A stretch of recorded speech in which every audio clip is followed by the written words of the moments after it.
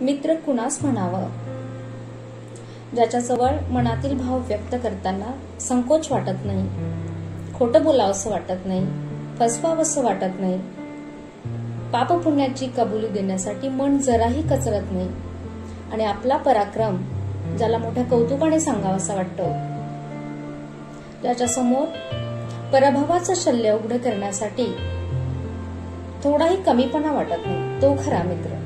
आणि ज्याच्या सुखदुःखांशी आपण समरूप होऊ शकतो, तो खरा मित्र. मैत्री ही प्रत्येकाच्या जीवनातील अत्यावश्यक गरज आहे, मन निकोप राहण्यासाठी आणि कर्तृत्वाला प्रेरणा मिळण्यासाठी. एक मित्र हवाच.